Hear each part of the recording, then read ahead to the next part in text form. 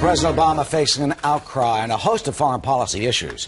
While the president defends the stewardship of our nation's foreign affairs, he tells Americans that solving crises overseas takes time.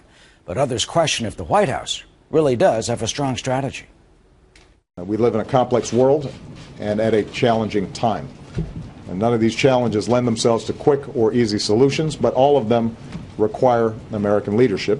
And as Commander-in-Chief, I'm confident that if we stay patient and determined, that we will, in fact, meet these challenges.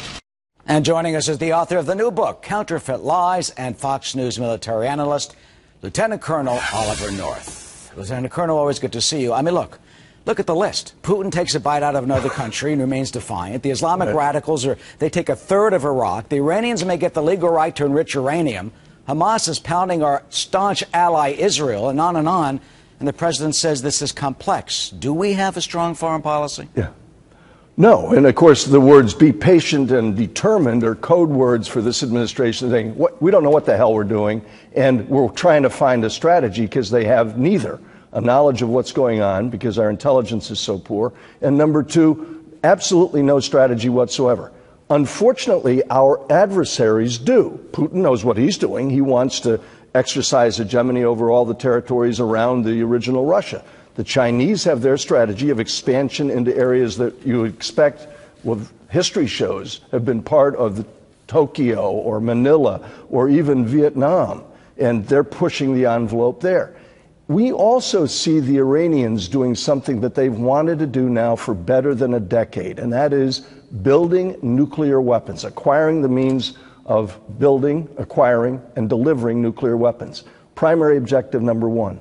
The Iranians were surprised, no doubt, by how rapidly ISIS moved into Iraq and took command of areas that the Iranians need in order to ship equipment, supplies, and weapons to both the Syrian government on the west side of Iraq and those that are delivered to Hamas, both Hamas and Hezbollah as they threaten Israel. And so what the Iranians are now doing is taking advantage of the situation where we have said our only real strategy is to somehow defend the Maliki regime.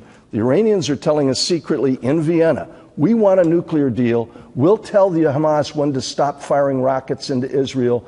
We need your help backing Maliki because we need that land delivery route and those over Iraq air routes in order to support our enemies or our friends going after our enemies, the little Satan. That's where all this is headed, Eric. You know, Colonel, just in March, the Israelis intercepted that boat of missiles on the way to Gaza from Iran. And you talk about Secretary of State Kerry, touting this alleged New Deal. At the same time, the Iranians not letting the inspectors look at Parchin, a military site, not going down into Fordo. I mean, they still have the right to enrich uranium, and some worry, as you do, that could lead to a nuclear bomb. Well, and we're seeing this in all the kinds of accommodation we look at and what the Europeans particularly are saying about Israel's right to defend itself. Israel is right when Benjamin Netanyahu says our job is to use our missiles to defend our people, and the enemy, in this case those that are actively shooting against Israel, Hamas, are using civilians to protect their missiles. Those are the kinds of things that, quite frankly, this administration ought to be standing up and saying, this is not right. This is not the right way to pursue this.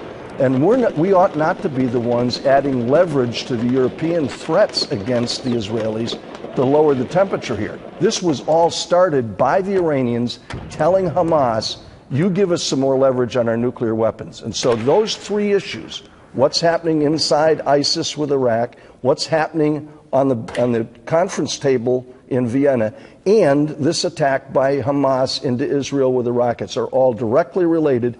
The Israelis know that. This administration hasn't the foggiest idea what to do about it. Now, the administration may say, well, we're keeping the U.S. out of a war. Look, we're no troops in Iraq. We're getting it out of Afghanistan. But, Colonel, what happened to the American leadership that won World War II? And now we have Germany kicking out the top CIA station chief. They're one of our strongest allies.